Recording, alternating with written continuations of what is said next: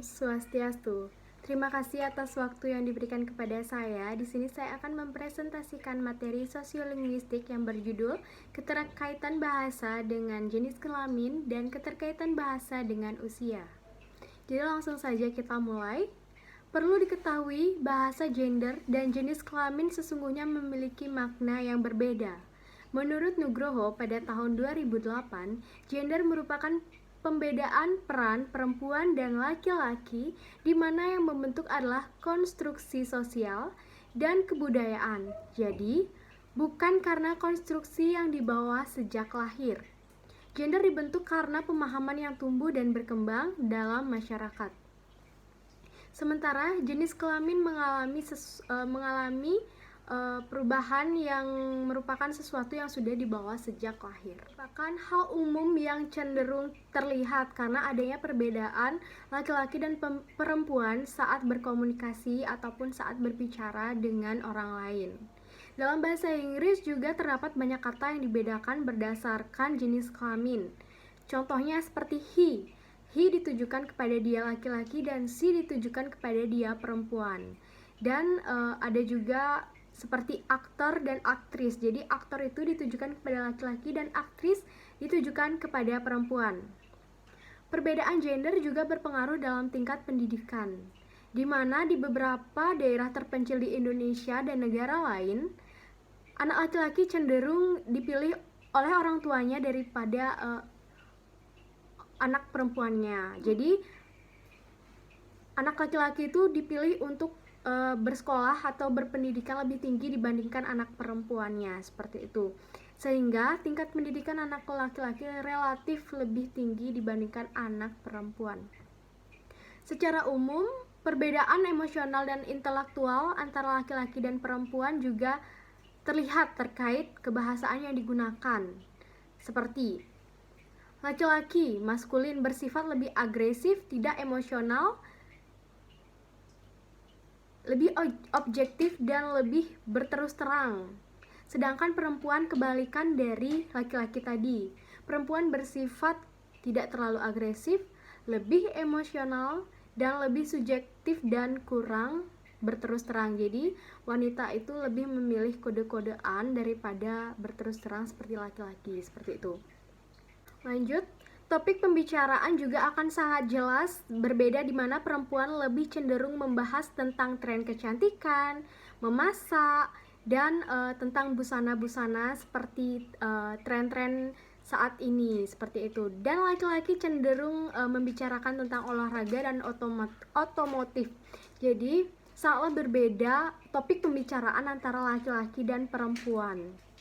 Terkait tata krama dan sopan santun, jika seorang perempuan berbicara menggunakan bahasa yang kasar dan tidak sopan, maka itu akan dianggap sesuatu hal yang tidak layak. Jika laki-laki yang berbicara tidak sopan ataupun tidak santun, cenderung dikatakan ya masih bisa ditoleransi, seperti itu. Tetapi, jika ada laki-laki yang cenderung berbicara kemayu dan lamban, akan dikatakan atau dicap menyerupai perempuan, seperti itu. Dan di samping itu, dalam bahasa Indonesia banyak kita temukan gaya bahasa suara manja dengan intonasi naik dan memanjang yang sering yang dikeluarkan oleh perempuan. Seperti itu, jika laki-laki yang membicarakan bahasanya itu dengan nada yang panjang, nada tinggi, dan kemayu akan dikatakan, ya bisa dikatakan bencong ataupun banci, seperti itu. Oke, kita langsung saja lanjut ke materi yang kedua. Seorang penutur juga akan terlihat identitasnya melalui gaya bahasa yang digunakan. Salah satunya terlihat dari identitas sesuai usia atau umur si pembicara. Level usia dapat dibagi menjadi anak-anak, remaja, dewasa, dan orang tua. Oke, yang pertama, gaya bahasa anak-anak cenderung bernada lebih tinggi, ucapan kata-kata yang berbeda karena memang masih dalam proses tahap pembelajaran untuk mengenal kata-kata baru. Mungkin bisa dikatakan yang kita kenal itu badil, seperti itu. Dan sering mengucapkan kata-kata tertentu yang dapat membingungkan bagi pendengarnya. Contohnya, jika anak-anak yang masih balita ingin meminta makan, pasti belum pasif dia mengatakan makan, pasti langsung akan mengatakan seperti mamam ataupun mam, seperti itu. Dan jika ada orang yang mengajaknya berbicara, mungkin orang itu akan bingung karena kosakata ataupun bahasa yang digunakan anak-anak itu masih bahasanya sendiri, seperti bahasa-bahasa yang membingungkan yang orang dewasa belum tentu juga paham bahasa anak itu. Oke, lanjut gaya bahasa yang kedua yang digunakan oleh remaja.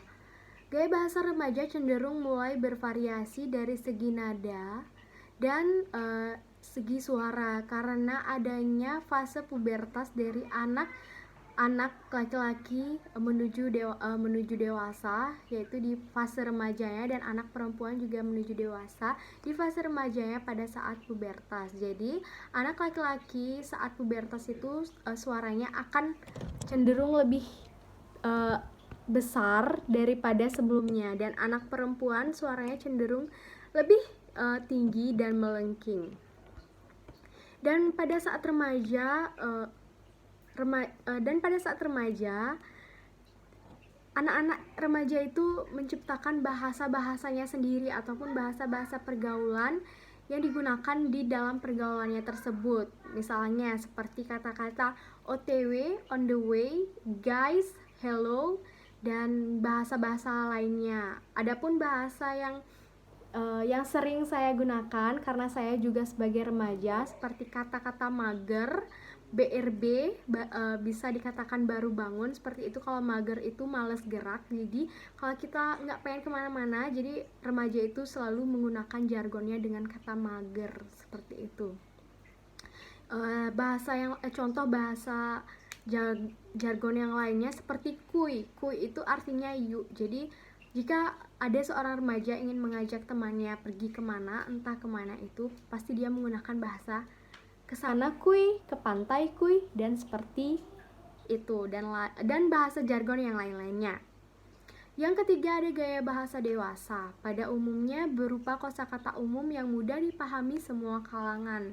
Karena pada saat kita sudah menginjak dewasa, jargon-jargon itu sudah tidak digunakan lagi karena kita sudah berpikiran dewasa, jadi kita berbicara sesuai pemahaman orang lain agar pembicaraan itu bisa nyambung, seperti itu. Disesuaikan juga dengan situasi dan kondisi. Dan bahasa dewasa itu ada yang baku dan non baku. Selanjutnya, pada saat kita sudah beranjak dewasa, kosakata kita akan pilih sesuai dengan bahasa yang kita gunakan, itu harus sesuai dengan kondisi dan situasi, mau formal ataupun tidak formal. Contohnya, jika kita sedang ada di kampus, kita harus menggunakan bahasa formal karena kita akan berbicara dengan dosen, dengan pegawai ataupun yang lainnya. Berbeda dengan pembicaraan kita di rumah, kita bisa menggunakan bahasa non formal, seperti itu.